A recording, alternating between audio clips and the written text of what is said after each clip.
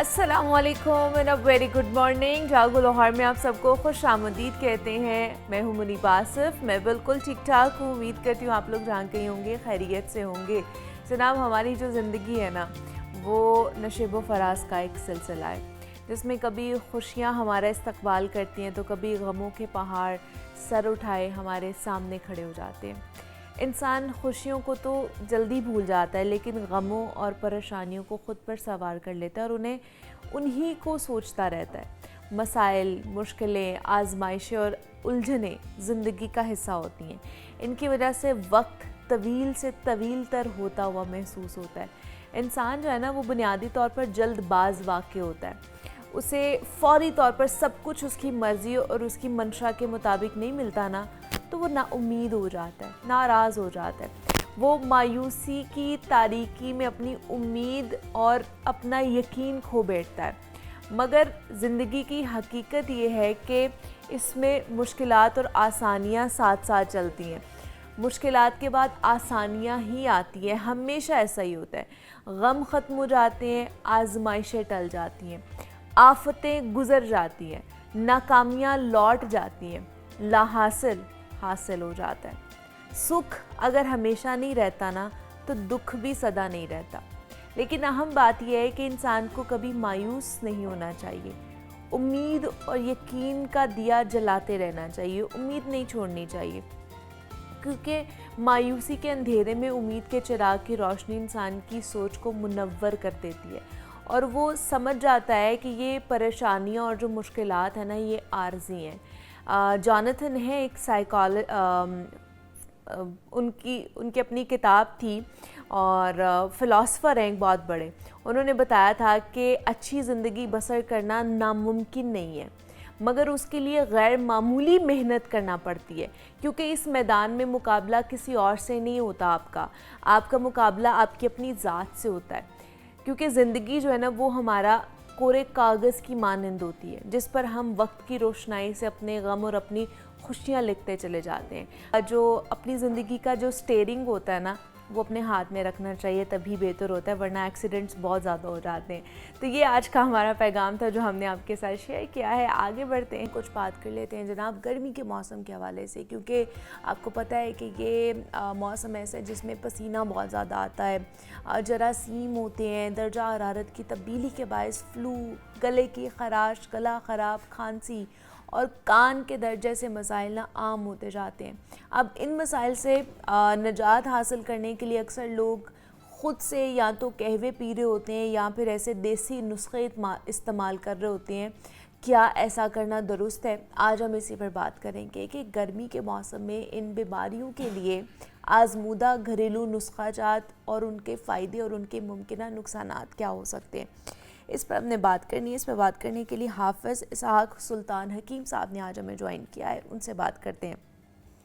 हकीम साहब, आपको खुश आमदीद कहते हैं। जागो लाहौर में कैसे हैं आप? ठीक ठाक हैं? अल्हम्दुलिल्लाह। हकीम साहब, जिस तरह मेरा गला ख़राब है इस वक्त, वैसे बहुत से लोग भी हैं जो वायरल फ्लू, वायरल इन्फेक्शंस का इस वक्त शिकार हो रहे हैं, बिकॉज़ मानसून का मौसम है और आपको पता है कि इसमें इन्फेक्शंस और वायरल ख़ास तौर पर बैक्टीरिया, वायरसेस बहुत ज़्यादा हो जाते हैं। तो इनसे हमने बचना कैसे है, आज उसकी कुछ रेमेडीज़ जो है ना, वो आज हमारे साथ आपने शेयर करनी है। तो क्या क्या चीज़ें हैं, किस तरह हमने यूज़ करनी है, वो आप हमें बताइए। खासतौर वायरल फ्लू में क्या करना चाहिए हमें? वैसे बेसिकली बात तो ये है कि वायरस उन्हीं लोगों पे ज़्यादा अटैक करता है जिनकी क़ुव्वत मुदाफ़अत यानी इम्यूनिटी कम होती है। और दौर हाज़िर के अंदर चूँकि जैसे जैसे वक्त गुजरता जा रहा है और हमारे बच्चों के अंदर, बड़ों के अंदर भी जो है वो बहुत ज़्यादा और बेतरीक़ तौर पर जो है वो सेल्फ मेडिकेशन का रुझान ज़्यादा है।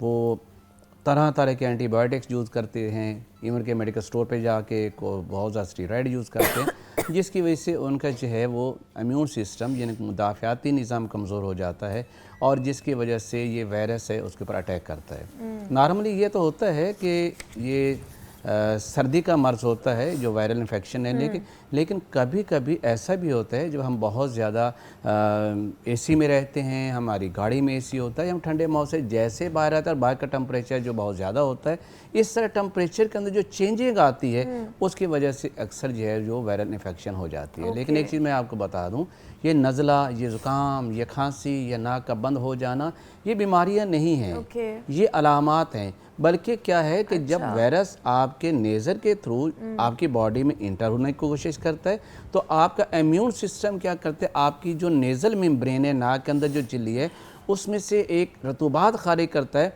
ताकि उस वायरस को वहीं पर कैच किया जा सके और इसको इतना ओवरफ्लो कर दिया जाए कि नाक के रास्ते बाहर खारिज हो जाए। लेकिन अगर किसी का मुदाफ़ियाती निज़ाम कमज़ोर हो और ये बार बार जब सिक्रेशन नाक से हो रही होती है तो फिर उसकी वजह से आगे चल के चेस्ट इन्फेक्शन हो जाती है। उसकी वजह से बुखार हो जाता है और बॉडी अपना इम्यून सिस्टम अपना काम करती रहती है, हत्ता कि मरीज़ को बुखार तक भी हो जाता है। तो इसका इलाज ये नहीं है कि हमको एंटीबायोटिक लेना शुरू कर दें। और अक्सर हमारे पुराने अतीब इकराम क्या कहते हैं, 3 दिन तक तो नज़ला, ज़ुकाम, बुखार, खांसी की दवा नहीं लेनी चाहिए। लेट आपके इम्यून सिस्टम को अपना काम करना चाहिए। और हमारे हर्बल मेडिसिन जो हैं बेसिकली ये कमाल की रेमडीज़ होती हैं। कोई भी ऐसा मर्ज़ नहीं है जिसका इलाज हमारी तिब ने ना दिया हो। मैं थोड़े सा आपको तारीख़ जड़ों में बैक पे ले जाऊं तो जिस वक्त पाक व हिंद के अंदर इन्फ्लुएंजा की वबा फैली और लाखों लोग तड़प हो रहे थे, उस वक्त हकीम अजमल खान साहब ने एक कहवा तजवीज़ किया। जिन लोगों ने भी वो कहवा पिया अल्हम्दुलिल्लाह ना से उनका इन्फ्लुएंजा क्लियर हुआ और वहाँ पर डेथ रेट 0% होकर रह गई। आज हम उसी कहवे की बात आपसे करेंगे। वही बात गश्त जो आज से सदियों पहले दी गई थी, आज हम दोबारा उसी को आपके सामने रिपीट भी करेंगे और बताएंगे कि वो अपना काम कैसे करते हैं। काउंटर पे चलते हैं और देखते हैं कि इसके लिए हमें क्या क्या चीज़ें रिक्वायर्ड हैं और ताकि हमारे देखने वाले जो है इनको नोट डाउन भी कर लें और अगर उनका मेरे जैसा हाल हो रहा है तो वो फिर ख़ासतौर पर जो जिनको गले का मसला है या फ्लू रहता है ना, उनके लिए सबसे पहले बताएं कि वो क्या कर सकते हैं, यानी कि मैं क्या कर सकती हूँ इसके लिए। कि पहले तो ये देखिएगा कि सेल्फ मेडिकेशन कोई इतनी अच्छी चीज़ नहीं है। इससे कम अज़ कम से काबिल मुआलिज से ही उसके लिए बारे में अद्वियात को तजवीज़ करवाना चाहिए। क्योंकि देखिए हमारे तिब की बेस जो है वो मिजाज के ऊपर है। सपोज अगर एक आदमी को बिल्कुल रनिंग फ्लू है, नाक से पानी बहता जा रहा है, उसके लिए हमारा जो कहवा बिल्कुल डिफरेंट हो जाता है। और उसमें हम क्या करते हैं, दालचीनी और लौंग का कहवा देते हैं, 2-3 कप वो इस्तेमाल करता है तो उसका जो बहने वाला पानी की तरह बहने वाला फ्लू ठीक हो जाता है। अब किसी शख्स ऐसे हमारे पास आते हैं, वो कहते हैं मुझे सांस लेना मुश्किल हो रहा है, मेरा नाक बंद होता जा रहा है, मुझे खुश्क किस्म का नज़ला हो रहा है और मुझे रतूबत खारिज नहीं है बट मेरा नाक बंद होता जा रहा है, मेरे ये जगह सहने से ब्लॉक होती जा रही है। तो उसका आप क्या इलाज करेंगे, उसके लिए हम उसको अजवाइन और पुदीने का कहवा बना के पिएं। अच्छा, अजवाइन और पुदीने का कहवा बनाएं तो उससे उसका सारे जो सेंसेस है वो भी क्लियर हो जाएंगे, उसकी नाक भी खुल जाएगी और बंद नज़ला भी उसका ठीक हो जाएगा। लेकिन जब हम आज बात कर रहे हैं कि गर्मी से होने वाले जो जो है वो फ्लू है जो कि वायरल इन्फेक्शन है उसके बारे में, तो उसके लिए रेमेडी बिल्कुल डिफरेंट हो जाएगी। इसलिए ऐसा नहीं है कि सिर्फ नज़ला ज़ुकाम का नाम सुना और सारी चीज़ें जो भी पंसार से मिली कहवे मिलाई और ले ली, उससे बजाय फ़ायदे के नुकसान होता है। तो गर्मी से होने वाला जो फ्लू है उसके लिए क्या होता है कि मरीज़ के नाक से जो है एक तो खारिश होती है, गले में खराश होती है, कभी उसको जब ये वायरल इन्फेक्शन होता है तो साथ ही उसका बैक्टीरियल इन्फेक्शन भी हो जाता है, जिसकी वजह से उसका जो रतूबात खारिज होती हैं वो पीले रंग की होना शुरू हो जाती हैं। ये सबसे पहली अलामत है कि ये गर्मी की वजह से होने वाला फ्लू था आपको। अब उसके लिए जी क्या होता है कि चूँकि हमारा गला, हमारा कान जो हैं और हमारा नाक, इनका जंक्शन एक ही है। तो अक्सर ऐसा होता है कि जब हमारे नाक की इन्फेक्शन होती है वो हमारे गले में भी चली जाती है, हमारा गला भी दर्द कर रहा होता है, साथ वही इन्फेक्शन जब हमारे कानों के अंदर जाती है तो फिर उसका हमारे कान भी दर्द कर रहे होते हैं। तो उसके लिए मैं एक रेमेडी आपको बताता हूँ, एक कहवा बताता हूँ जो सदियों से तिब कदीम इस्तेमाल हो रहा है, इसका कोई साइड इफेक्ट नहीं है और रैपिड एक्शन है और बहुत ज़्यादा 2 से 3 दिन के अंदर जितना मर्जी गर्मी का जुकाम हो, जितना मर्जी है फ्लू हो रहा हो, जैसे वायरल इन्फेक्शन क्यों ना हो। चले उसकी रेमेडी बताते हैं। हकीम साहब एक कॉलर है हमारे साथ जिन्होंने हमें लाहौर से ज्वाइन किया है, इखलाक अहमद। अस्सलाम वालेकुम, क्या पूछना चाहेंगे? मेरा बेटा है जी, तकरीबन 18 साल उम्र है आपकी। ठीक है। उसको ना सुनने के टाइम ना छींकें शुरू हो जाती हैं। तो उसको उसके बाद फिर उसको फ्लू की शिकायत हो जाती है अक्सर ना। ओके। और जी जी। ठीक है, सोते वक्त ख़ास तौर पर उन्होंने कहा है हकीम साहब कि 18 साल का उनका बेटा है और सोते वक्त उसको छींके शुरू हो जाती है और उसके बाद उसको फ्लू का मसला हो जाता है, तो उसके लिए भी कोई रेमेडी बताइए हमें। बेसिकली ये जो छींकों का आना, गले का ख़राब हो जाना, बार बार गले के अंदर रेशे का गिरना और उसके बाद ये फ्लू का हो जाना, ये आपके बॉडी का एक रद्द अमल होता है। प्रॉब्लम क्या होते हैं कि आपकी नाक के अंदर जो एक मेम्ब्रेन है जिसे हम म्यूकोजल मेम्ब्रेन कहते हैं, नेजल, उसके अंदर इन्फ्लेमेशन, वर्म और सोजन आ चुकी होती है। जब भी कोई इरिटेंट, जब भी कोई खराश कनिंदा आपकी उस मेम्ब्रेन को जाके हिट करता है तो आपका इम्यून सिस्टम क्या करता है कि रतूबात देना शुरू कर देता है और ताकि वो वायरस, वो बैक्टीरिया वहाँ पे कैप्चर किया जा सके। और छींके आना भी आपके कुव्वत मुदाफ़त का एक हिस्सा है। वो इतने ज़ोर से छींक आती है कि वो जो पानी के साथ वो वायरस आपकी बॉडी से खारिज हो जाता है। लेकिन सम टाइम जो है आपका इम्यून सिस्टम वीक हो जाता है, इस वजह से आपको बार बार ये अटैक हो रहा होता है। इसलिए आपको चाहिए कि अपने इम्यून सिस्टम को बेहतर करें। और ये कहवा मैं आपको बता रहा हूँ जो तमाम नाजरीन के लिए होगा, आप इससे डेली यूज़ करें। अगर चाहे वो 10 साल पुराना ही क्यों ना एलर्जी और राइनाइटिस जिसे हम कहते हैं, ऐसे एलर्जी के डॉक्टर कह देते हैं, अगर ये कहवा इस्तेमाल किया जाए चंद हफ्ते के लिए तो चाहे 10 साल पुराना भी इस तरह का मसला क्यों ना हो, स्नीजिंग क्यों ना हो रही हो, बार बार छींके क्यों ना आ रही हो, ये बिल्कुल ठीक हो जाता है। इसका तरीका इस्तेमाल बताता हूँ और आप इसको नोट भी कर लीजिएगा। पहले तो आपने लेना, ये उनाब होते हैं, ये गोल गोल रेड कलर के जिसे बेर होते हैं, इस तरह के होते हैं। 5 ग्राम आपने ये लेना है। 5 ग्राम आपने मलट्ठी लेनी है, इसको थोड़ा सा कूट लीजिएगा ताकि इसका पूरा असर भी इसमें आ सके कहवे के अंदर। ठीक है। और तीसरे नंबर आपने लेना है गुले बनफ्शा, यानी बनफ्शा के फूल, ये सब पंसारी से मिलेंगे। 5 ग्राम ये लेना है। फिर ये गौ ज़बान, बरगे गौ ज़बान, ये बेसिकली एक पौधा है, इसकी ज़बान ऐसी होती है जैसे गाय की ज़बान होती है, इसलिए हमने गौ ज़बान, और बर्ग का मतलब पत्ता होता है, यानी बरगे गौ ज़बान आपने 5 ग्राम ये लेना है। 5 ग्राम इसके अंदर लसूड़ियाँ डालेंगे और 5 ग्राम इसके अंदर खुबाजी डालेंगे। ठीक है। सबको आपने 6 कप पानी के अंदर डाल के हल्की आंच पे पकाना है। पकते पकते जब ये 3 कप रह जाए इसको ढक्कन दे के ठंडा कर लीजिए, फिर छान लीजिए।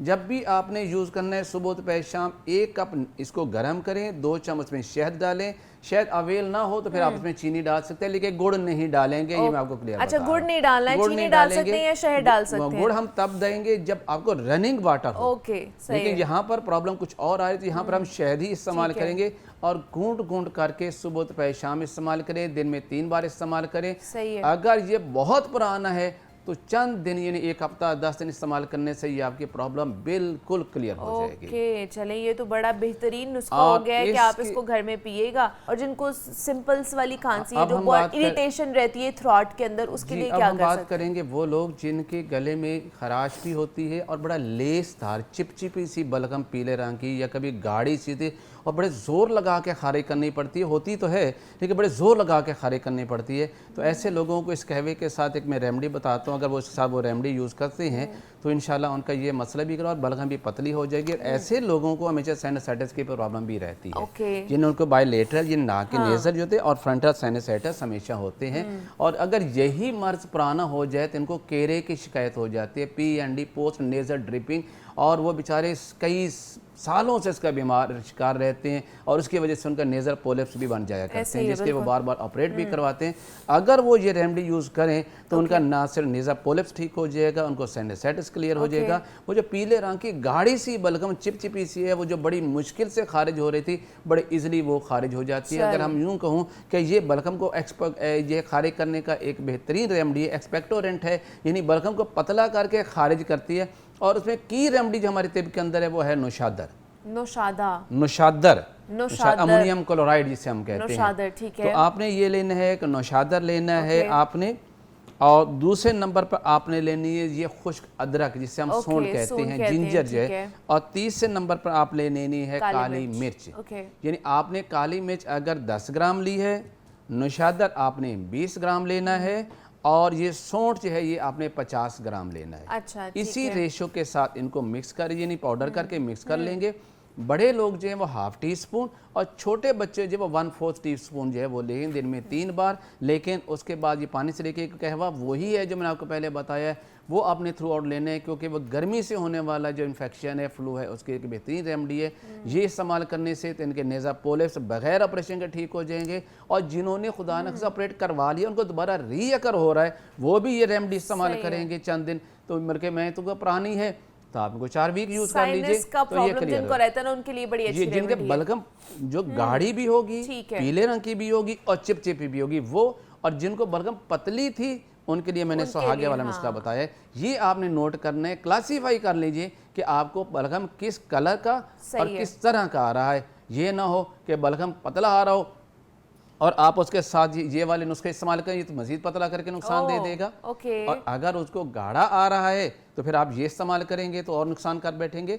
आपने जो से मैंने बताया है बड़ी सिंपल रेमडीज हैं, होम रेमडीज हैं, लेकिन कम अज़ कम इसकी तशखीस पहले ज़रूर कर लीजिए, इसको डायग्नोज कर लीजिए कि आपको किस तरह की खांसी आ रही है। ऑब्वियसली कि घरेलू नुस्खों में भी आपको पता होना चाहिए कि आप किसके लिए क्या नुस्खा जो है ना वो कर रहे हैं, ताकि उसके आपको फ़ायदे मिले, ना कि नुकसानात आपको उसके हासिल हो रहे हों। अच्छा, दूसरा इन सारे मामलात में आपने जैसे कहा कि ENT का प्रॉब्लम साथ ही होता है ना, हमारा गला पकड़ा जाता है, फ्लू होता है, तो साथ ही हमें कान में भी दर्द होना शुरू हो जाती है, उसके लिए क्या कर सकते हैं हम? एक तो यही रेमडीज यूज करेंगे, और सेकंड यही जो कहवा मैंने आपको दिया ना, आपने क्या करना है, इसी की स्टीम लेनी है। आप जब कहवा बनाते हैं ना तो उस वक्त आप इसको तैयार करें और उसकी स्टीम लें। तो इसके जो वेपर्स हैं जब वो अंदर जाते हैं तो ये भी एंटी इन्फ्लेमेटरी काम करती हैं। तो इसके वजह से जैसे कि अंदर की इन्फ्लेमेशन लोकली तौर पे क्लियर होते चली जाएगी। खाने के लिए आप ये रेमडीज इस्तेमाल करेंगे तो आपके कान की इन्फेक्शन भी क्लियर हो जाए। लेकिन एक बात जरूर बताऊं कि कान में कभी कोई ऑयल वायल मत डाला करें, ऑयल नहीं डालेंगे वरना आपके अंदर का जो कान के अंदर जो मेम्ब्रेन है, जो पर्दा है, वो उससे मुतासर होगा और आपको जो है फ़ायदे का नुकसान हो। जब कभी मत कुछ कान में डालें, सिर्फ इसकी आपने स्टीम लेनी है इसी कहवे की जो मैंने आपको बताया है। ओके, ठीक है। कोई भी ऐसी चीज़ जो है ना वो ना ही आप वो जो मर्द हजरात चाबियाँ मार रहे होते हैं, पता नहीं क्या क्या कानों में मार रहे होते हैं, उसकी वजह से इन्फेक्शन हो जाता है क्योंकि उनके ऊपर पता नहीं कितने जर्म्स लगे हुए होते हैं। तो इन चीज़ों से अवॉइड करें। जैसे हकीम साहब ने कहा कि कान में तेल भी ना डालें, वो भी आपको डैमेज कर सकता है। तो हमारे साथ हकीम साहब मौजूद थे। हम वायरल इन्फेक्शंस के हवाले से बात कर रहे थे कि ये जो गर्मी का मौसम है, मानसून का मौसम है, इसमें अगर आपको वायरल इन्फेक्शन हो जाता है तो घरेलू नुस्खों से, देसी रेमेडी से आप उनको किस तरह ठीक कर सकते हैं। तो हाफिज़ इसहाक सुल्तान हकीम साहब हमारे साथ मौजूद है। हकीम साहब बहुत शुक्रिया आपके वक्त का कि आप आए। और जनाब, झूठे मुकदमा दर्ज करवाने वालों के ख़िलाफ़ एंटी रेप एक्ट के सेक्शन 22 के तहत मुकदमा दर्ज किए गए हैं जिसकी सज़ा 3 साल कैद है। जस्टिस मिस आलिया नीलम ने एंटी रेप एक्ट के मुकम्मल तौर पर अमल दरामद करने का हुक्म दिया था और जिसके बाद पुलिस ने ज़्यादती का मुकदमा दर्ज करवाने वाली ख़वातीन की जानिब से मुल्ज़िम के साथ सुलह करने या फिर मुकदमा वापस लेने या फिर मुल्ज़िम को पहचानने से इनकार समेत तफ्तीश में FIR झूठी साबित होने पर मुकदमे के मुद्दई के ख़िलाफ़ ही अब मुकदमा करना शुरू कर दिया है। और इसके जो इदाद शुमार हैं उसके मुताबिक पंजाब में 350 से ज़ायद ज़्यादती के झूठे मुकदमा दर्ज करवाने वालों के ख़िलाफ़ एंटी रेप एक्ट के सेक्शन 22 के तहत मुकदमा दर्ज किए गए हैं और जिनकी सज़ा जो है वो 3 साल होगी। तो इसमें किस तरह पता करवाया जा रहा है, किस तरह पता लगाया जा रहा है कि झूठे मुकदमात हैं, किस तरह खारिज किए जा रहे हैं मुकदमात, क्या ये सिस्टम लेके आए हैं और ये एंटी रेप जो एक्ट है ये है क्या, और इसके थ्रू मज़ीद क्या क्या कार्रवाइयाँ हो सकती हैं, और बलफ़र्ज़ के अगर आप एक झूठा मुकदमा दर्ज करवा रहे हैं तो उस वक्त क्या क्या आपसे तफ्तीश हो सकती है, क्या क्या रिक्वायरमेंट्स हो सकती हैं। तो इस पर बात करते हैं। इस पर बात करने के लिए मोहम्मद अशफाक ने हमें ज्वाइन किया है, नुमाइंदा लाहौर न्यूज़ हैं, उनसे मुलाकात कराते हैं आपके। अशफाक साहब आपको खुश आमदीद कहते हैं, कैसे हैं आप? ठीक है, अल्हम्दुलिल्लाह। अशफाक साहब, ये झूठे FIRs का तो कह लें कि सिलसिला बड़ा पुराना है, लेकिन अब ये हो रहा है कि अब बहुत ज़्यादा होना शुरू हो गई थी और उसको देखते हुए कहीं ना कहीं रेप के केसेस में तो वो अब इकदामात उठाए जा रहे हैं। रेप के केसेस पे थोड़ा सा बाद में आते हैं, पहले बताइए झूठे मुकदमात हो क्यों रहे हैं और इतना इजीली FIR दर्ज हो जाती है किसी के ऊपर भी, झूठी वो भी? देखें, ये जो 2 किस्म के झूठे मुकदमात हैं, एक तो हैं जो एंटी रेप एक्ट यानी रेप के जो ज़्यादती के मुकदमात हैं वो हैं, और दूसरा है जो कत्ल के मुकदमा है, किसी को झूठा नामजद कर किसी को दिया, भी, हाँ। लड़ाई झगड़े के मुकदमे में नामजद कर दिया, मंशियात के मुकदमे में नामजद कर दिया, तो ऐसे केसेस में फौजदारी की जो सेक्शन है वो 182 है। ओके। अच्छा, 182 के तहत क्या होता है कि अगर किसी शख्स ने किसी दूसरे के खिलाफ कत्ल का मुकदमा दर्ज करवाया और वो बाद में वो बंदा 10 साल के बाद मुकदमे से बरी हो गया, तो अब वो कानून ये कहता है कि सेक्शन 182 के तहत पुलिस एक कलंदरा यानी एक सारा मवाद उठाएगी जिससे वो बंदा बरी हुआ, वो जाके मजिस्ट्रेट के सामने जमा करवाएगी कि इस बंदे के खिलाफ झूठा मुकदमा दर्ज करवाया गया था, ये मुकदमा अब झूठा साबित हो चुका है, अब अदालत प्रोसीड करे। अदालत 2 से या 3 से ज़्यादा समाअत करती है, 3 मरतबा फ़र्द जुर्म आयद करती है और उसके बाद मुलजिम को सज़ा सुनाती है। अब आपका क्वेश्चन ये है कि सज़ा कितनी होगी? सज़ा ये है कि 182 के तहत अगर किसी मुलजिम के खिलाफ सज़ाए मौत का झूठा मुकदमा दर्ज करवाया गया था तो उसका चौथा हिस्सा जो है वो सज़ा का उस मुलजिम को होगी, यानी 7 साल कैद होगी। अच्छा। अगर उम्र कैद की सज़ा का झूठा मुकदमा है तो 5 साल कैद की सज़ा होगी। इसी तरह से जाली चेक केस का, ये छोटे मोटे जो केसेस हैं उनमें अगर झूठे मुकदमा साबित होते हैं तो फिर सज़ा का जो चौथा हिस्सा है वो उस मुद्दई को मतलब कि अदालत सुनाएगी। अगर मैंने कोई झूठा मुकदमा किसी पर दर्ज कराया, बिलफर्ज आपके पर दर्ज कराया है, तो आप उसमें से बरी हो गए, तो उस सजा का जो चौथा हिस्सा होगा वो मेरे ऊपर लागू होगा। वो सजा मुझे मिलेगी अगर आप बरी हो जाते। नहीं, अगर मैं कोशिश करूंगा करवाने की तो फिर होगा, वरना नहीं होगा। वरना आमतौर पर ये क्या लोग क्या करते हैं कि जी बस चलें जी मुकदमाबाजी खत्म हो गई, जान छूट गई, लोग भी इस मामले पर कोशिश नहीं करते। हालांकि कानून मौजूद है, हालांकि सिस्टम मौजूद है, अगर उनके खिलाफ कोई झूठा मुकदमा होता है, साबित होता है, तो उनको चाहिए वो जाके प्रोसीड करवाएं। हाँ। अच्छा, अब तो एक तो पहलू ये हो गया, अब दूसरा जो पहलू है वो है एंटी रेप एक्ट का। अच्छा, एंटी रेप एक्ट भी आ गया और उसके तहत ज्यादती के मुकदमात भी दर्ज होना शुरू हो गए। तो आपने देखा कि पिछले कुछ अरसे से, यानी आज से कुछ 6 माह पहले की अगर बात करें या 1 साल पहले की बात करें, तो हनी ट्रैप के केसेस की तादाद बहुत ज़्यादा है, बढ़ती जा रही थी। इस मामले पर लाहौर हाई कोर्ट में एक पिटिशन आई कि हनी जो एंटी रेप एक्ट है उस पर मनवन अमल नहीं किया जा रहा। अच्छा, ठीक है। तो उस पर फिर chief justice Lahore high court justice मिसालिया नीलम ने सख्त नोटिस लिया। तो उस वक्त तक यानी 2 से 3 साल हो गए इस एक्ट को बने हुए, किसी ने ये देखा ही नहीं। अच्छा, 2-3 साल हो गए इस एक्ट को बने हुए तो ये किसी ने देखा ही नहीं कि इस एंटी रेप एक्ट में एक सेक्शन है, सेक्शन 22। अगर कोई खातून रेप का झूठा मुकदमा दर्ज करवाती है तो उस खातून के खिलाफ सेक्शन 22 के तहत मुकदमा दर्ज होता है। ठीक है, और उसकी सजा 3 साल कैद है। बट इट डिपेंड्स कि वो मुल्जिम जो है वो बरी हो जाए ना। नहीं, दो किस्म के यहाँ पर वारदातें हो रही है ना। वो ये है कि पहले एक मुकदमा दर्ज करवाया जाता है रेप का, उसके बाद जब FIR दर्ज होती है, मुल्जिम अरेस्ट होता है, जब वो फंसा होता है तो फिर उनसे डिमांड की जाती है पैसों की। अच्छा, जो विक्टिम होता है वो डिमांड करता है। वो डिमांड करता है। जब वो बैकडोर उनकी डील कंफर्म हो जाती है तो वो फिर कोर्ट में आके कह देते हैं कि ये तो हमारा मुल्जिम ही नहीं है। अच्छा, मुल्जिम को पहचानने से इनकार करते हैं। कोर्ट फिर क्या करती है, मुल्जिम को बरी कर देती है। ओके। अच्छा, होता ये है कि जब आपने एक मुल्जिम को खुद ही नामजद किया तो 3 माह के बाद आप मुल्जिम को कह रही मैं तो पहचानती ही नहीं, तो ये फिर पूरे सिस्टम जो था वो देखिए, एक अगर वाकया आता है कि जनाब फलां बच्ची के साथ ज्यादती हुई है तो पूरा सिस्टम हिल जाता है कि यार ये क्या हो गया। सोशल मीडिया पर तूफान बदतमीजी शुरू हो जाता है।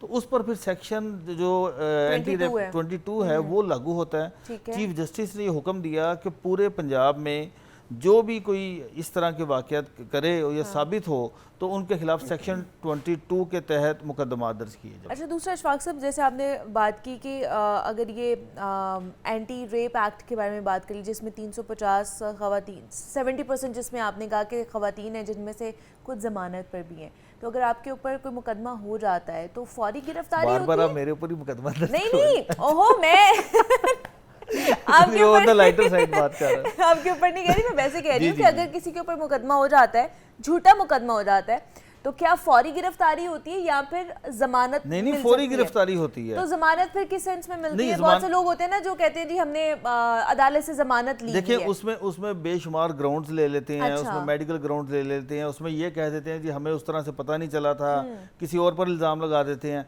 तो जमानत मिल जाती है। लेकिन ट्रायल में वो साबित नहीं कर पाते। अच्छा। ट्रायल में फिर उनको सज़ा भुगतनी होगी और ट्रायल में जाकर उनको 3 साल कैद की सज़ा होगी। ये बात बिल्कुल क्लियर है। और इसके ऊपर जैसे मैंने आपको बताया कि प्रोसिक्यूशन डिपार्टमेंट ने सैयद फरहाद अली शाह, वो इसके ऊपर ज़्यादा उन्होंने तो एक सेल भी कायम किया हुआ है कि अगर इस तरह का कोई वाक़या हो तो वो उनके पास आगे रिपोर्ट करे। तो उन्होंने इस मामले पर नोटिस भी लिया हुआ है। तो ऐसा मुमकिन नहीं है कि उनको सज़ा ना हो। इस मेकनिज़म पर अमल दरामद करने के लिए स्पेशल प्रोसिक्यूटर मौजूद हैं। 350 जो FIR हुई हैं और उनमें जो ज़्यादा जो तादाद है ना फेक केसेस की, वो है देहातों में। अच्छा, मतलब दूर दराज इलाकों में, वहाँ पर इस तरह के जो केसेस हैं, पहले वो मुकदमा दर्ज करवाते हैं, सही है, प्रोटेस्ट करते हैं और उसके बाद क्या करते हैं कि जी 2-3 माह के बाद कहते हैं जी हमारी सुलह हो गई है, मुलजिम को पहचान नहीं रहे, तो उस पर फिर वो एक्शन लिया जाता है। जो दूसरा सेक्शन है सेक्शन 182, जिसके तहत झूठे मुकदमा दर्ज करवाने वालों के खिलाफ कार्रवाई हो सकती है। तो मैं जो हमारे देखने वाले उनसे ये कहूँगा कि अगर आपके खिलाफ इस तरह का कोई झूठा मुकदमा दर्ज करवाता है, वो साबित हो जाता है, तो कानून पर अमल दरामद करते हुए उसको भी कानून की गिरफ्त में लेकर आएँ, क्योंकि कानून मौजूद है, लोग करते नहीं हैं, लोग आगे नहीं आते, जिसकी वजह से वो फिर दंदनाते फिरते हैं। जो फेक लोगों को फेक मुकदमा जो दर्ज करवाते हैं, तो लोगों को खुद भी इसमें एक्शन लेना होगा, खुद भी आगे आना होगा, तभी फिर कानून पर अमल दरामद होगा। मतलब आप उन्हें भी सज़ा दिलवा सकते हैं उनके किए कि अगर वो झूठा मुकदमा आपके ऊपर करा रहे हैं और आपकी ज़िंदगी ख़राब हो रही है, तो आप उनके ख़िलाफ़ भी मुकदमा करा सकते हैं। ये कानून मौजूद है हमारे पास, लेकिन नो हाउ नहीं है। तो आज मेरे ख्याल से बहुत से लोगों को पता चल गया है। तो मोहम्मद अशफाक साहब हमारे साथ मौजूद है। अशफाक साहब, बहुत शुक्रिया आपके वक्त का कि आप आए, इसके ऊपर बात की है। ब्रेक लेते हैं, यहाँ पे मिलते हैं इस ब्रेक के बाद।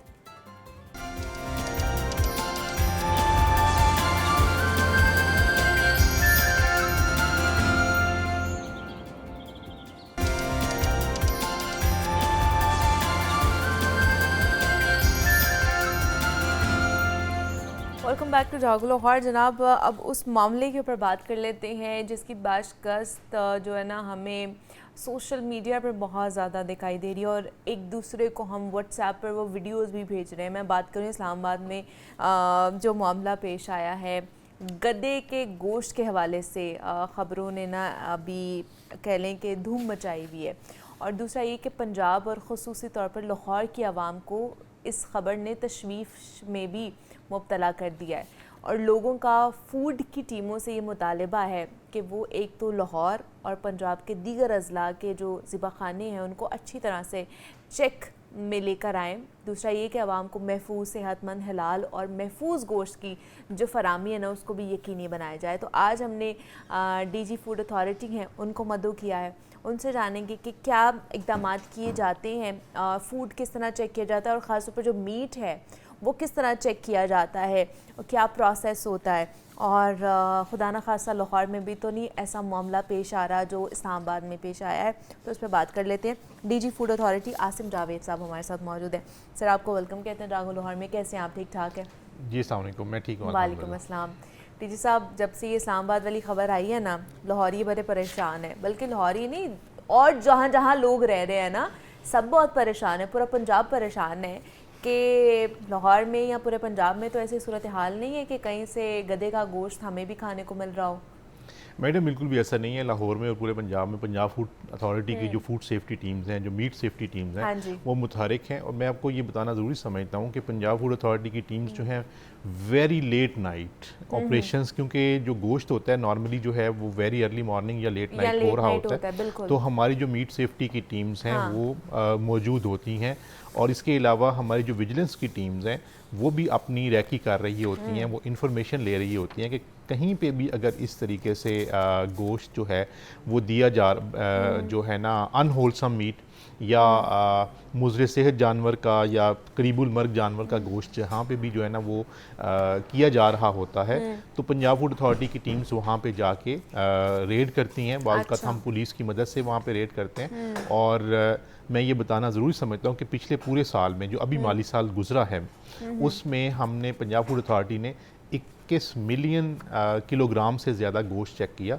204 FIRs जो हैं गोश्त में, जो मतलब इस तरह से एक्सपायर्ड गोश्त या मुज़र सेहत गोश्त बनाने वाले थे उनके खिलाफ की, और तकरीबन 6,86,000 किलोग्राम गोश्त हमने जो है वो तलब किया। तो ये पंजाब फूड अथॉरिटी की टीम्स विजिलेंट हैं और बिल्कुल हमारी दूध और गोश्त ये हमारी टॉप प्रायोरिटी है। बाकी फूड भी अपनी जगह पे है, बट ये दोनों कंपोनेंट जो है ये टॉप प्रायोरिटी पे, ये टॉप प्रायोरिटी के ऊपर हैं। और इसमें अब देखें 6,86,000 किलोग्राम, अब अभी थोड़े दिन पहले पिछले वीक में हमने एक जगह से 80,000 किलोग्राम मुज़र सेहत जो गोश्त है वो पकड़ा है। इतना बड़ा वो जो है ना वो एक कोल्ड स्टोरेज था। हमारी इत्तला थी कि 8 से 10,000 केजीज जो है वहाँ पे गोश्त होगा, लेकिन जब जाके देखा तो 80,000 किलोग्राम। 16 घंटे लगे हमें ऑपरेशन करते हुए उस तमाम। ये क्या लाहौर की ये या पंजाब के किसी और अजला में था? तहसील फिरोजवाला, डिस्ट्रिक्ट शेखुपुरा और थाना फैक्ट्री एरिया का इलाका था, और जहाँ पे हमने इतना बड़ा तकरीबन 16 घंटे हमारी टीम्स जो हैं वो ऑपरेशन करती रहीं। तो हम विजिलेंट हैं, हमारी जो है 1223 टोल फ्री नंबर पे भी लोगों की इतलात आ रही होती हैं।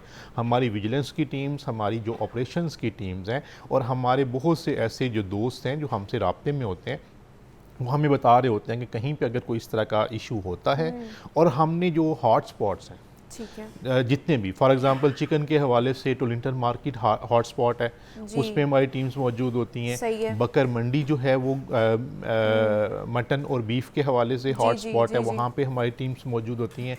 मुगलपुरा की मार्केट, बादामी की मार्केट, समनाबाद की मार्केट, उसमें हमारी टीम्स लाहौर में मौजूद होती हैं। और इसके अलावा जब सुबह में हमने दूध के नाके लगाए होते हैं तो उसमें जो भी गोश्त भी आ रहा होता है, बेशक वो ज़िबा हुआ है जानवर का गोश्त होता है या चिकन बर्ड्स होते हैं, तो हम उनको भी जो है ना उनकी भी चेकिंग कर रहे होते हैं। तो ये वाकया तो जो इस्लामाबाद में हुआ है अफसोसनाक है, लेकिन एक चीज़ ये थी जो हमें इतलात मिली, वो ये था कि ये गैर मुल्की लोग थे, ये स्लॉटर हाउस रजिस्टर्ड नहीं था, तो वो अपनी कंजम्पशन के लिए ये जो है ना वो अपने खाने के लिए इसको वो करवा रहे थे। तो और ये एक्सपोर्ट भी कहीं पे कर रहे थे, वो किसी जो है ना बैरून मुल्क में जहाँ पे ये नॉन हलाल जो है खाया जाता है, तो वहाँ पे इसको जो है ना वो भिजवा भी रहे थे, लोकल कंज्यूम नहीं हो रहा था। हमारी इतलात लेकिन है, कुछ लिस्ट भी आई थी ना सोशल मीडिया पे गर्दिश करी थी कि ये वो रेस्टोरेंट्स हैं इस्लामाबाद के ही जहाँ पर ये गधे का गोश्त वो सप्लाई कर रहे थे, वो स्लॉटर हाउस जो देखें ये अनवेरीफाइड इतलात हैं। हम अभी भी कोशिश कर रहे हैं चेक करने के हवाले से कि किसी इस्लामाबाद के जो है ना वो किसी रेस्टोरेंट के अंदर इसको तो नहीं दिया जा रहा था। अभी तक की इतलात के मुताबिक ऐसा नहीं है, ये गैर मुल्की लोग थे, कुछ चाइनीज़ थे, वो अपने जो है ना उनके नज़दीक ये जो है वो हलाल है, तो वो उसको कंज्यूम कर रहे होते हैं।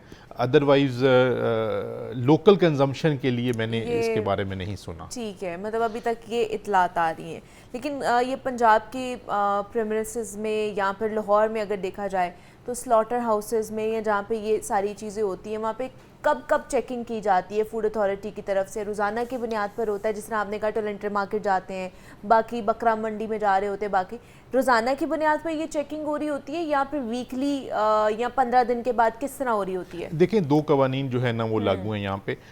एक तो जो लाहौर है वहाँ पे पामको, ये लाइफ स्टॉक डिपार्टमेंट के अंडर एक कंपनी है, उसके स्लॉटर हाउसेस हैं, एक रायवेंड में एक ठोकर के ऊपर। लाहौर की तकरीबन सप्लाई यहीं से जा रही होती है। इसके अलावा लाहौर के अलावा जो डिस्ट्रिक्ट्स हैं वहाँ पे जो स्लॉटर हाउसेस हैं वो लोकल गवर्नमेंट डिपार्टमेंट के अंडर आते हैं। आपने सुना होगा कि गोश्त के ऊपर एक स्टैंप लगती है, बेसिकली वो वेटनरी डॉक्टर जो हैं वो उस स्टैंप को लगाते हैं, वो अपने सामने मुआयना कराते हैं, लेकिन इसमें लकूनास मौजूद हैं। ये सारा इशू जो है वो गवर्नमेंट ऑफ पंजाब के नोटिस में है। चीफ सेक्रेटरी पंजाब ने कुछ टाइम पहले एक कमेटी बनाई जिसमें मैं जिसको कन्वीन कर रहा था, उसमें लाइफ स्टॉक डिपार्टमेंट के और प्राइवेट सेक्टर के और पाकिस्तान हलाल अथॉरिटी के नुमाइंदगान मौजूद थे।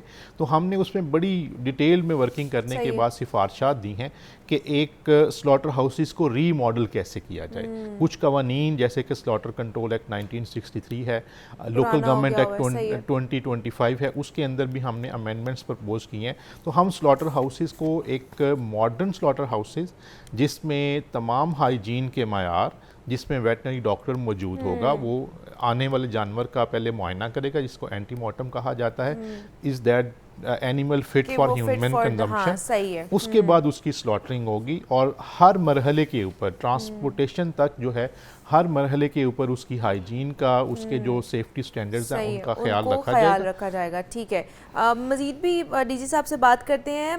एक कॉलर हैं आमना, उन्होंने हमें ज्वाइन किया। अस्सलाम वालेकुम। वालेकुम अस्सलाम। कैसी हैं? ठीक है आप? जी अल्हम्दुलिल्लाह मैं ठीक। मेरा सवाल डीजी साहब से ये है कि इन्होंने अभी ये बात की है कि दूध और गोश्त पे हमारा मेन फोकस है, लेकिन आप ये देखें कि ना तो लाहौर में दूध ओरिजिनल मिलता है ना गोश्त। पहले तो सिर्फ लाहौर था कि गोश्त जो है वो गधे का गोश्त सिर्फ लाहौरियों ने खाया, अब तो इस्लामाबाद में भी ये चीज़ निकल आई है। और लाहौर की कोई एक ऐसी जगह बता दे जहाँ पे खालिस दूध मिलता हो, या तो दूध के अंदर पानी या पाउडर वाला दूध। ठीक है जी, आमना हमारे साथ मौजूद थी। बड़ा क्रूशल सवाल है जो उन्होंने आपके साथ जी कर दी मैं है, पूछा है आपसे। उन्होंने बड़े जो है ना वाज़े तौर पर एक कैसे ज़िम्मेदार शहरी होने का मैडम आमना साहबा ने सबूत दिया है। देखिए दो चीज़ें हैं, एक तो ये है कि अभी पूरे लाहौर से, पूरे पंजाब से हमने 10,000 के करीब जो है वो मुख्तलिफ शॉप से रैंडम सैम्पलिंग कराई है। 76% दूध जो है वो ठीक आया है। 76 रैंडम सैम्पलिंग से 76% ठीक आया है। 1% सेफ्टी के इश्यूज थे और बाकी जो 23-24% बचता है वो क्वालिटी, यानी कि उसमें से क्रीम के को जो है ना वो एक्सट्रैक्ट कर लिया गया था। तो दूध के हवाले से मतलब पिछले पूरे साल में हमारी 430 FIRs हैं दूध के, स्किम मिल्क से जो सिंथेटिक दूध बनाते हैं उसके खिलाफ।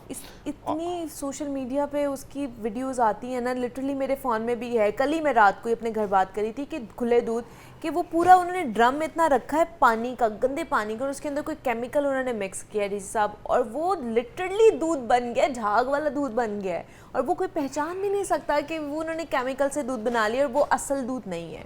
तो बिल्कुल आप सही कह रही हैं कि ये इस तरह के लोग मौजूद हैं कि जो कि सिंथेटिक मिल्क, स्किम मिल्क के अंदर कुछ एडिशन करते हैं, पानी डालते हैं, उसके अलावा घी या ऑयल डालते हैं ताकि उसकी फ़ैट कंटेंट पूरी कर ली जाए।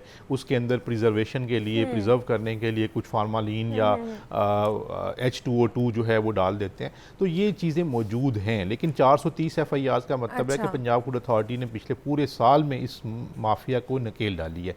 नंबर 1। नंबर 2 ये है कि गोश्त के हवाले से भी जैसे मैंने पहले अर्ज़ किया कि हमारी टीम्स मुतहरक हैं।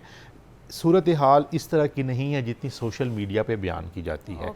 लेकिन मैं तमाम शहरियों से आपके प्रोग्राम के तवस्सुस से ये रिक्वेस्ट करूँगा कि 1223 हमारा टोल फ्री नंबर है। दूध के हवाले से, गोश्त के हवाले से, फूड की किसी भी आइटम के हवाले से कोई भी वो समझते हैं कि किसी जगह पे उसकी प्रोडक्शन जो है वो गैर मायारी हो रही है, तो सेफ्टी के स्टैंडर्ड्स को नहीं देखा जा रहा, तो 1223 पे हमें इतला कर सकते हैं। हमारी टीम्स जाएंगी और कानून के मुताबिक वहाँ पे एक्शन लेंगी। चलिए, गोश्त के हवाले से ज़्यादा लोग कंसर्न है ना, गोश्त और दूध के हवाले से, तो गोश्त का थोड़ा सा बता दें कि आप लोगों के पास तो चले जांचने के लिए टूल्स वगैरह, मशीन्स वगैरह होती हैं, तो आप उससे पता कर लेते हैं कि आया ये मुज़र सेहत तो नहीं है। तो हम आम शहरी जब हम दुकान पे जा रहे होते हैं तो हम कैसे पता कर सकते हैं, और दुकानदार से कैसे पूछें, किस तरह पता करें, आइडेंटिफाई कैसे करें कि ये वाकई गोश्त है, बकरे का, गाय का गोश्त है, यहाँ पर ये कुछ और ही खिलाया जा रहा है हमें? देखिए इसमें दो चीज़ें बड़ी है हमें। एक तो ये है कि जब भी आप मटन या बीफ लेने के लिए जाएं, ठीक है, तो सबसे पहले तो गोश्त की जो है वो स्मेल, उसको देखें कि वो फाउल स्मेल तो उसके अंदर से जो है वो नहीं आ रही। अगर ऐसा है तो वो अनहोलसम हो सकता है। वो जो है ना क्या कह सकते हैं कि अगर उसका कलर जो है वो रेडिश या ग्रीनिश कहीं पे हुआ है, मैं जो है बीफ या मटन की बात कर रहा हूँ, तो वो ये समझें कि ये गोश्त जो है वो ठीक नहीं है।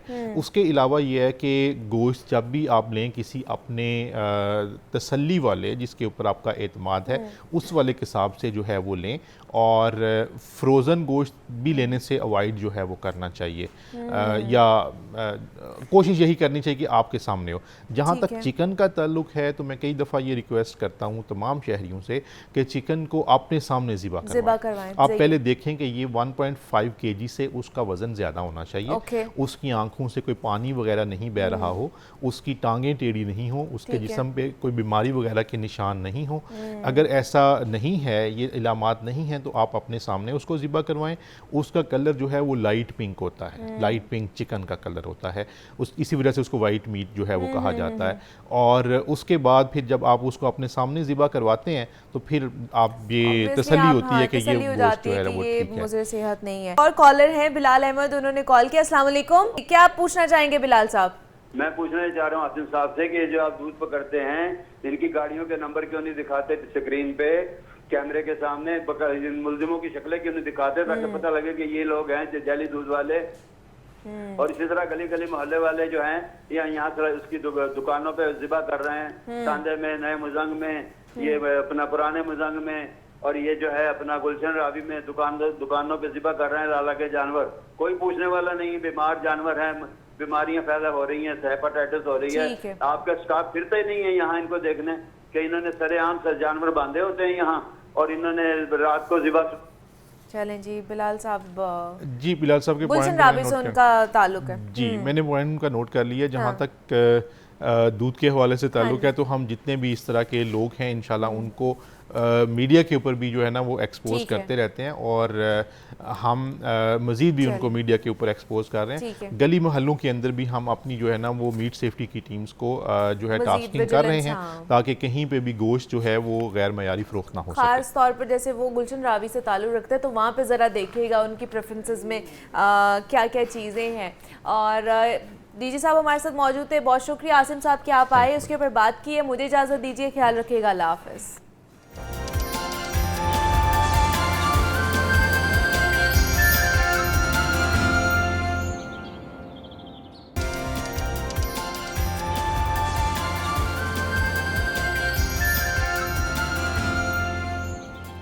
वेलकम बैक टू जागो लाहौर। जनाब, पंजाब के हवाले से बात कर लेते हैं। पंजाब असम्बली मेंबरान की तनख्वाहें और मराद लाखों में है, मगर अवाम के मुफादात मुकम्मल नज़रअंदाज है।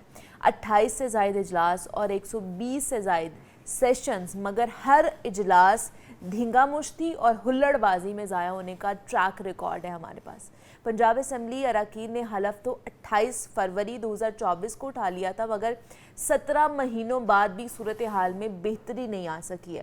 कल के इजलास की ही बात कर ली जाए तो जिसमें मुस्लिम लीग नून और तहरीक इंसाफ के अरकान ने एक दूसरे पर थप्पड़ों की बरसात की है और असम्बली फोरम पर एक दूसरे को खूब गालियां भी दी हैं।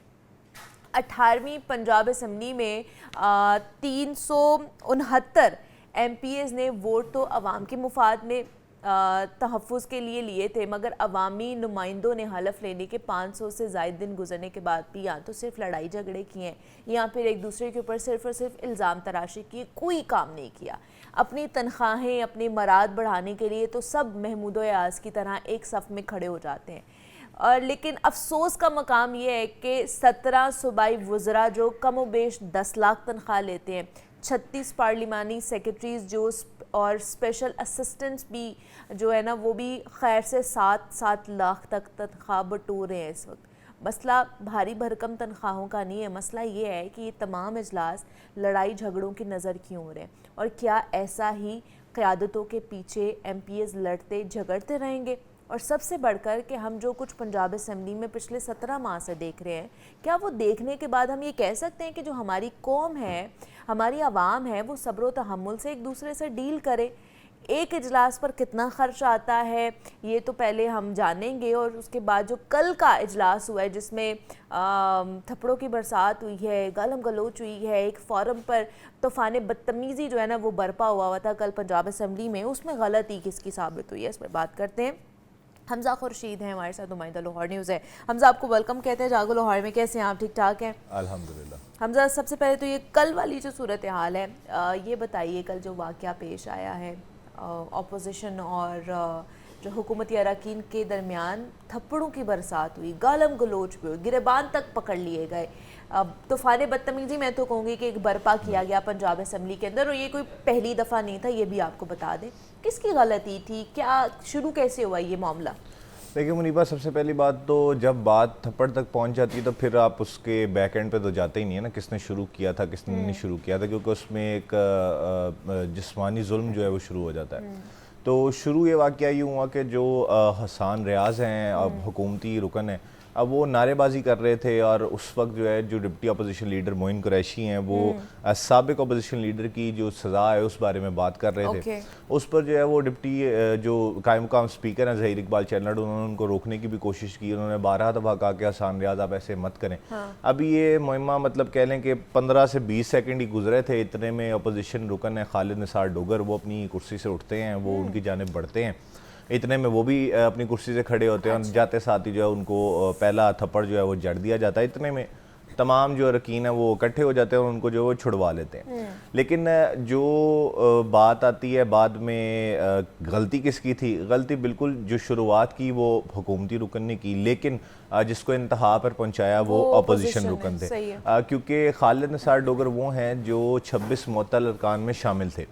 अब अगर मैं आपको बताऊं तो सितम ज़रीफ़ी देखें कि पिछले मंगल को ये लोग बहाल हुए हैं और आज भी मंगल है, और गुज़िश्ता रोज़ जो है वो खालिद निसार डोगर दोबारा से मुअत्तल हो गए हैं 15 नशिस्तों के लिए। अब मैं उसमें अगर शामिल करूं, जब इनको मुअत्तल किया गया तो देखें एक बड़ा जो ऐवान है ना उसका एक बड़ा डेकोरम होता है और बड़ा इखलाकी पार्लिमानी इखलाक होता है। उस पर जो है जब ज़हीर इकबाल चन्नड़ उनको मुअत्तल कर रहे थे तो उधर शेख इम्तियाज़ जो कि लाहौर के सदर हैं पाकिस्तान तहरीक इंसाफ के, वो खड़े हुए और उन्होंने जो है वो 12 दफ़ा कहा कि जी कोरम नोटिफाई किया, मैंने कोरम नोटिफाई किया, जिसको जो अगर कानून के हिसाब से देखा जाए तो गिनती उसकी भी चेयर के ऊपर लाजिम है। जिस पर डिप्टी स्पीकर ज़हीर इकबाल चन्नड़ ने कहा कि जी कोरम पूरा है, आप कार्रवाई जो है वो चलने दें।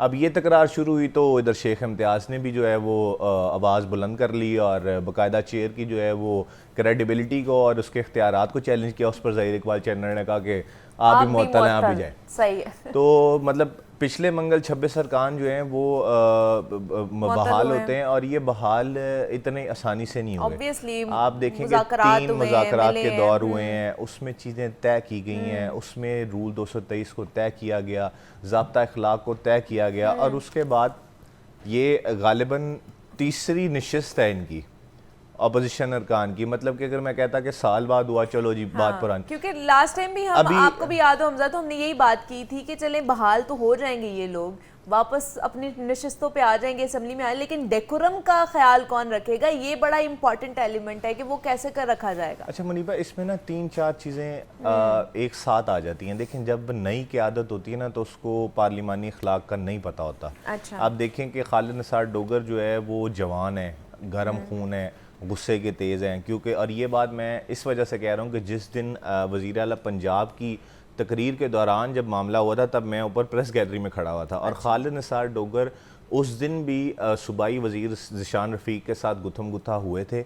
उस दिन भी इन्होंने उनको जो है उनकी तरफ बढ़े थे, लेकिन इनको इनके अरकान ने पीछे कर लिया था। कल वो अरकान को पीछे करने का मौका नहीं मिला तो उन्होंने, मेरा ख्याल है कि जो वज़ीर आला पंजाब की तकरीर के दिन करना था वो उन्होंने गुज़िश्ता रोज़ कर दिया। अब मसला ये है कि नई क़यादत है, तीसरा टियर है, जो सीनियर सियासतदान थे वो जेलों में हैं, उसके बाद जो जिसको कहते हैं कि कुछ पॉलिश्ड क़यादत थी वो जो है वो रुपोश है या फिर उनके ऊपर पर्चे हैं और वो नामजदगी में नहीं आ सके, वो क़यादत में नहीं आ सके। और अब ये जो आए हैं ये थर्ड टियर के जो हैं MPAs हैं, उसमें कुछ जो हैं वो पुराने हैं लेकिन ज़्यादातर जो हैं वो हैं जो पहली दफ़ा मुंतखब हुए हैं। अब उसमें ये होता है कि ये जो डेकोरम समझाना और अखलाकियात समझाना ये आपके अपोजिशन लीडर पार्लिमानी पार्टी का काम होता है कि भाई हमने इस तरीके से चलना है, इस मामले पर चलना है। अब इसमें फिर एक और चीज़ आप ये शामिल कर सकते हैं कि जो पाकिस्तान तहरीक इंसाफ की हम 12 दफ़ा कह चुके हैं जो ग्रोह बंदी है वो यहाँ तक आ चुकी है कि 4-4, 5-5 MPAs जो हैं वो एक अलग ग्रोह बनाकर बैठे हुए हैं, 10 MPAs एक अलग ग्रोह बनाकर बैठे हुए हैं। तो फिर उसके बाद जो वो चीज़ें जो वो ऐवान में आती हैं कि जो आपसी भड़ास है वो निकलती कहीं और है, क्योंकि जाहिर सी बात है क़यादत को आप कुछ नहीं कह सकते, क़यादत एक्शन ले लेती है। फिर उसके बाद अगर आप देखें कि जो चीज़ें बीच में अगर आप इसको शामिल करें तो जो जाहिर सी बात है गर्मा गर्मी होती है, लेकिन जो जज्बात को कंट्रोल करना होता है ना वो पार्लिमानी अखलाक में वो वही कर सकता है। जैसे अगर मैं बात करूं कि अमजद अली जावेद वो पुराने जो हैं वो सियासतदान हैं, राना आफ्ताब जो हैं वो पुराने सियासतदान हैं, नदीम कुरैशी जो हैं वो पुराने सियासतदान हैं। उनको पता है कि हमने अपनी बात को एक्सप्रेस भी करना है और हमने दायरा अखलाक में भी रहना है और बात कोई ऐसी भी नहीं करनी कि वो नाजेबा हो। लेकिन जो ये जवान ख़ास तौर पे इस ऐवान में आए हैं, फिर उनके ऊपर फ्रस्ट्रेशन है, फिर उनको ये समझाया गया कि आपको जो है वो कॉर्नर किया गया, आपको सियासी जगह नहीं दी जा रही, फिर उसके बाद जो है वो उनकी एक बैक हिस्ट्री भी रही है 9 मई। तो ये चीज़ें सारी जो एक कंक्लूड होकर इकट्ठी कलेक्टिवली जो है वो ऐवान में आ जाती हैं। ना फिजिकल होना वो ज़रूरी नहीं था, थप्पड़ मारना इतना ज़रूरी नहीं था, आप भी नारेबाजी कर लें, वो भी नारेबाजी कर रहे हैं। देखिए डेकोरम जो ज़ाब्ता इखलाक तय हुआ उसमें बिल्कुल ये तय, और उसमें अपोजिशन लीडर जो कि अब गुज़िश्ता रोज़ी नाहल हुए, उन्होंने आकर प्रेस कॉन्फ्रेंस में कहा कि हमने अपने एहतजाज का हक बचा लिया है, हम नारेबाजी करेंगे, अपना एहतजाज हम करेंगे, लेकिन उसको पार्लिमानी और अखलाकी रखेंगे। तो वो तो उसकी पहले ही इजाज़त है कि आप एहतजाज करें, अपना जो है वो एहतजाज रिकॉर्ड करवाएं, उसके बाद कार्रवाई को जो नॉर्मल तरीके से चलने दें। तो वो जो भी मामला था, ये भी नारेबाजी कर रहे थे, उन्होंने भी नारेबाजी शुरू की, इनसे नारेबाजी बर्दाश्त नहीं हुई, इन्होंने थप्पड़ जड़ दिया। और वैसे भी रिकॉर्ड ये तोड़े हैं ना पंजाब असम्बली के इजलासों का भी, कि जिसमें हुल्लड़बाजी या लड़ाई झगड़ा ही होगा, मुफाद आमा के लिए कोई बातचीत नहीं होगी। देखिए मैं आपको यही अर्ज़ कर रहा हूँ मुनीबा कि जो यंग क़यादत है उसका प्रॉब्लम ये है कि चीज़ों के अंदर जो है ना इंतशार कैसे क्रिएट करना है, क्योंकि उनको जो है वो चीज़ें जो है ना वो गाइड कर दी गई हैं कि आपके साथ बहुत ज़्यादा ज़्यादती हो रही है। अब ये अगर कोई, जैसे अब राना आफ्ताब हैं, मैं आपको आज तक मैंने राना आफ्ताब को अपोजिशन लीडर के साथ बाहर एहतजाज में नहीं देखा। उसकी वजह यह है कि वो एक पॉलिश सियासतदान है, उनको पता है कि किस चीज़ पर एहतजाज होना चाहिए, किस चीज़ पर एहतजाज जो है वो नहीं होना चाहिए। अंदर कोई हुकूमती रुकन बात कर देता तो उसका जवाब बात से दिया जाना चाहिए, ये नहीं कि हम टोकन बायकॉट कर लें, बाहर जो है मीडिया को जाके एहतजाज रिकॉर्ड करा दें, फिर हम वापस अंदर आके फिर दोबारा बात कर लेंगे। मतलब जो सियासतदान एक पॉलिश्ड सियासतदान है वो उसकी इस वक्त अपोजिशन में कमी है। जो ज़्यादातर यंगस्टर्स हैं उनका जो है वो बाकायदा क़यादत को पंप करते हैं कि आप बाहर चल के जो है वो एहतजाज करें और नारेबाजी करें और माहौल को जो है वो कशीदा या ख़राब करें।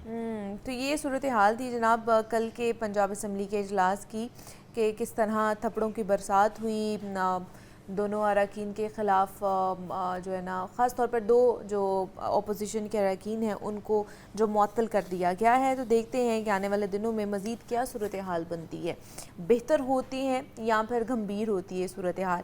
हमज़ा खुर्शीद हमारे साथ मौजूद है। हमज़ा बहुत शुक्रिया आपका। और जनाब हमारे साथ इस वक्त गुलाम कंबर मौजूद हैं, जो वोकलिस्ट हैं, सिंगर हैं, उनसे आपकी मुलाकात कराते हैं। और साथ ही साथ गिटारिस्ट नुमान कैसर ने भी आज हमें ज्वाइन किया है। बहुत ही खूबसूरत गुलाम कंबर ने गाया है और गिटार जो है ना वो नुमान ने बजाया है। बहुत ही गुलाम आपको वेलकम कहते हैं जागो लाहौर में। कैसे हैं आप? ठीक ठाक हैं? अल्हम्दुलिल्लाह ठीक ठाक। आप बताइए? मैं भी बिल्कुल ठीक ठाक। नुमान आपको भी वेलकम कहते हैं जागो लाहौर में। गुलाम बहुत अच्छी आवाज़ है माशाल्लाह आपकी। बताइए क्या करते हैं आप, कब से गाना शुरू किया हुआ है, क्या आपकी रूटीन है? गाना तो बचपन से ही गा रहा हूँ और मैं साथ साथ स्टडी कर रहा हूँ। अच्छा। जीसी यूनिवर्सिटी में बीएस पॉलिटिकल साइंस में लास्ट ईयर है मेरा। अच्छा। इसके साथ साथ मैं नज़ीर अहमद म्यूज़िक सोसाइटी का वाइस प्रेसिडेंट भी हूँ। वहाँ पे कंटिन्यू किया इस म्यूज़िक को और प्रोफेशनली भी करना चाह रहा हूँ इसको। अच्छा, पॉलिटिकल साइंस के साथ साथ म्यूज़िक, सियासतदान भी बनना है? सियासतदान तो खैर नहीं, लेकिन ये है कि म्यूज़िक का शौक था शुरू से, गा लेता था थोड़ा बहुत, तो कोशिश करता रहा तो वो थोड़ा बहुत जहाँ पे मुझे चांस मिलता है, जहाँ पे मुझे अपॉर्चुनिटी मिलती है उसको मैं अवेल करता हूँ। और बाकियों को भी मैं यही कहता हूँ कि आपका सब्जेक्ट मैटर नहीं करता, आपका टैलेंट भी मैटर करता है। अगर आपके अंदर टैलेंट है, आपको अपॉर्चुनिटी मिलती है आपके टैलेंट के साथ, तो यू मस्ट अवेल। नहीं तो आपको कैसे पता चला कि आपके अंदर ये टैलेंट है और अब आपको इसको परसू करना? मैं बचपन से गा रहा था, तो कलाम वगैरह भी गाता था, पढ़ता था, स्कूल कंपटीशन में, कॉलेज कंपटीशन में, अब यूनिवर्सिटीज़ में कंपटीशन होते हैं वहाँ पे भी पार्टिसिपेट करता हूँ। तो लोगों ने मुझे बड़ा कहना कि यार तुम ये काम करो, तुम गाओ, तो एज अ प्रोफेशनली भी ये काम स्टार्ट करो। मैंने कहा हाँ मैं स्टडी भी साथ साथ करूँगा, साथ साथ इसको भी कंटिन्यू करूँगा। तो अल्हम्दुलिल्लाह I am doing this. Okay, मतलब प्रोफेशनली भी आप इसको लेकर चलना चाह रहे हैं आज इंशाल्लाह, एज अ सिंगर भी। चले इंशाल्लाह, जब आपके अंदर स्पार्क हो, आपके अंदर टैलेंट हो, तो आप कोई भी चीज़ जो है ना वो कर सकते हैं। क्या पढ़ रहे हैं आप नुमान? मैं इंटर मेरा अभी ख़त्म हुआ है, सेकंड ईयर। ओके। और मैंने जीसी से ही अपना इंटर कंप्लीट किया और दोबारा मैंने जीसी में अप्लाई किया, तो अब मैंने दोबारा किया बिज़नेस अकाउंटिंग फाइनेंस में अप्लाई। साथ साथ म्यूजिक, साथ साथ बिजनेस, वाह वाह क्या कॉम्बो है। तो कैसे म्यूजिक में सिर्फ अभी आपको गिटार का शौक है या और भी कोई इंटरेस्ट है, गाने का भी शौक रखते हैं? जी मैं गाने का थोड़ा बहुत मुझे शौक है। अच्छा। लेकिन बेसिकली मैं गिटार प्ले करते हैं, उसको ज़्यादा आप पसंद करते हैं, इंटरेस्ट है।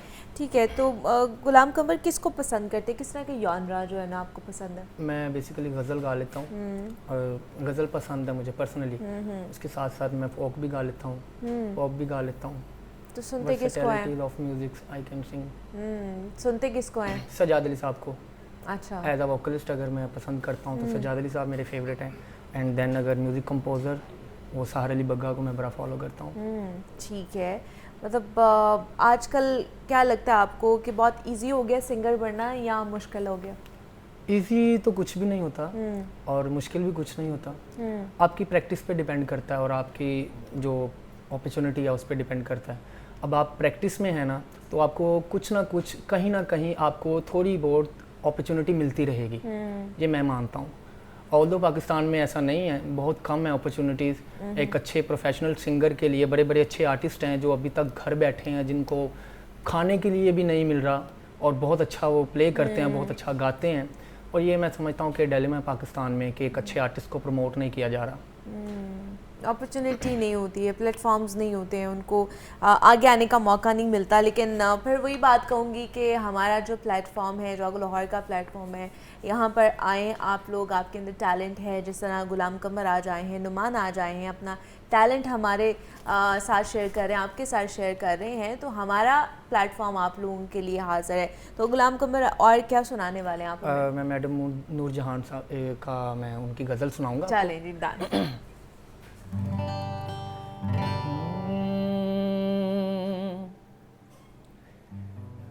एक बार ही जी भर के सदा क्यों नहीं देते, एक बार ही जी भर के सदा क्यों नहीं देते, गर हर्फ़े गलत हूँ तो मिटा क्यों नहीं देते, गर हर्फ़े गलत हूँ तो मिटा क्यों नहीं देते, एक बार ही जी भर। ऐसे ही अगर मुनिसो गम खार हो मेरे,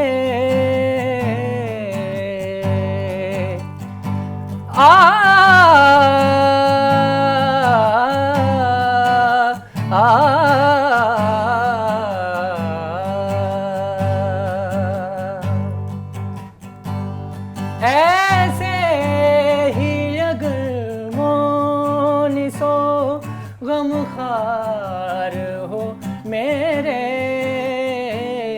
यारो मुझे मरने की दुआ क्यों नहीं देते, यारो मुझे मरने की दुआ क्यों नहीं देते, एक बार ही जी भर के सजा क्यों नहीं देते, गर हर्फ़े गलत हूँ तो मिटा क्यों नहीं देते, एक बार। क्या बात है जनाब, बहुत ही खूबसूरत गाया है और आवाज़ भी, वोकल्स बहुत खूबसूरत हैं गुलाम कमर के, आई मस्ट से।